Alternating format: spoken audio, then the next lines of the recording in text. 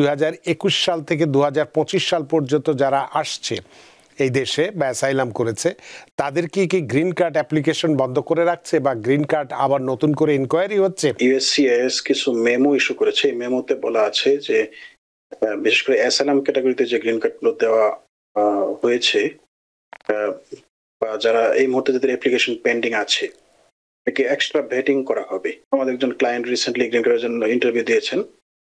ইন্টারভিউর আগে USCIS office থেকে ওনার হিয়ারিং এর একটা ডিজিটাল অডিও রেকর্ড যেটা বলা হয় ডিএআর চাওয়া হয়। এখানে অফিসারের উদ্দেশ্য হচ্ছে যে তাকে আসলে শুনানি হয়েছিল কিনা এবং এই শুনানিতে জাজ তাকে গ্রান্ট করেছেন কিনা।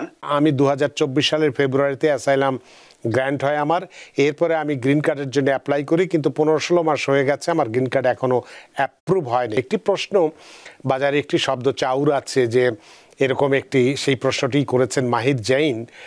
তিনি বলছেন 2021 সাল থেকে 2025 সাল পর্যন্ত যারা আসছে এই দেশে বা অ্যাসাইলাম করেছে তাদের কি গ্রিন কার্ড অ্যাপ্লিকেশন বন্ধ করে রাখছে বা গ্রিন কার্ড আবার নতুন করে ইনকোয়ারি হচ্ছে? এই ধরনের একটি খবর বাজারে চাউর আছে, বা এটা কি সব দেশের জন্য নাকি নির্দিষ্ট যে 19টা দেশের যেটি আমরা আজকে আলোচনা করব সেই দেশগুলোর ক্ষেত্রে, বা আপনার কাছে সর্বশেষ এই বিষয়টি সম্পর্কে যেটা বাজারে চাউর আছে যে কথাটি যে 21 থেকে 25 পর্যন্ত অ্যাসাইলাম যারা করেছে গ্রিন কার্ড পেয়েছে সেগুলো আবার নতুন করে দেখা হবে বা ইনকোয়ারি করা হবে ইত্যাদি, এ সম্পর্কে আপনার কাছে কি সর্বশেষ তথ্য আছে? যথার্থই বলেছেন যে প্রেসিডেন্ট ট্রাম্প আসার পরে ইউএসসিআইএস কিছু মেমো ইস্যু করেছে। এই মেমোতে বলা আছে যে বিশেষ করে অ্যাসাইলাম ক্যাটাগরিতে যে গ্রিন কার্ডগুলো দেওয়া হয়েছে বা যারা এই মুহূর্তে যাদের অ্যাপ্লিকেশন পেন্ডিং আছে একে এক্সট্রা ভেটিং করা হবে। তার মানে এই না যে অ্যাপ্লিকেশন গ্রান্ট করবে না, কোনো অ্যাপ্লিকেশন গ্রান্ট হচ্ছে, অ্যাসাইলাম ক্যাটাগরিতে মানুষ গ্রিন কার্ড পাচ্ছে, তো কোয়েশ্চনটা হচ্ছে তারা এক্সট্রা ভেটিং করবে। ভেটিং করবে বলতে যেমন আমাদের একজন ক্লায়েন্ট রিসেন্টলি গ্রিন কার্ডের জন্য ইন্টারভিউ দিয়েছেন। ইন্টারভিউর আগে ইউএসসিআইএস অফিস থেকে ওনার হিয়ারিং এর একটা ডিজিটাল অডিও রেকর্ড যেটা বলা হয় ডিএআর চাওয়া হয়। এখানে অফিসারের উদ্দেশ্য হচ্ছে যে তাকে আসলে শুনানি হয়েছিল কিনা এবং এই শুনানিতে জাজ তাকে গ্রান্ট করেছেন কিনা এটা ভেরিফাই করার জন্য আমরা কোর্ট থেকে ডিজিটাল অডিও রেকর্ড বা ডিএআর এনে তো এই ইউএসসিআইএস অফিসের কাছে দিয়েছি। তো এই জিনিসগুলো কিন্তু আগে লাগতো না, এখন তারা এক্সট্রা ভেরিফাই করছে। যে কোনো আবেদন করার পরে এটা গ্রান্ট হওয়ার আগে বা ইন্টারভিউর আগে তারা আবার এটা ভেরিফাই করে বা ডাবল চেক করে দেখে যে তাকে আসলে শুনানি হয়েছিল কিনা এবং শুনানিতে তাকে জাজকে আসলে গ্রান্ট করেছিল কিনা। এগুলোকে বলা হয় যে ভেটিং প্রসেস। কোনো ক্রিমিনাল রেকর্ড আছে কিনা, হয়তো বা ফিঙ্গারপ্রিন্টস নেবে, যেগুলো একটু এক্সট্রা চেক করবে। সুতরাং এটা সত্য এখন থেকে গ্রিন কার্ড অ্যাপ্লিকেশন গুলো শুধুমাত্র অ্যাসাইলাম ক্যাটাগরি না, সব ক্যাটাগরিতেই এগুলো বেশি ভেটিং করা হচ্ছে বা বেশি ব্যাকগ্রাউন্ড চেক করা হচ্ছে বা ভেরিফাই করা হচ্ছে।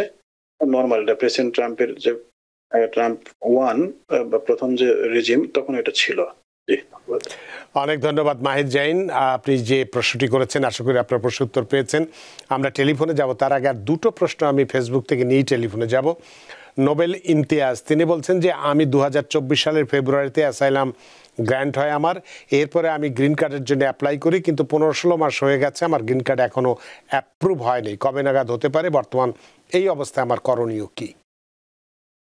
Asylum category, right? হ্যাঁ, এবং সম্ভবত সে আপনারই ক্লায়েন্ট। জেনারেলি এই ক্যাটাগরিতে 2 ইয়ার্স এর মতো সময় লাগে। 2 ইয়ার্স এর তো ওনার যেহেতু অলরেডি 16 মাস হয়ে গেছে, আশা করি আর 6 মাস পরে ওনার এটা প্রসেসিং হবে। তো এই মুহূর্তে একটা ইনকোয়ারি করতে পারেন, ইউএসসিআইএস এ ইনকোয়ারি করে স্ট্যাটাস সম্বন্ধে জানতে পারেন। এটা নিয়ে ওয়ারিড হওয়ার কিছু নেই।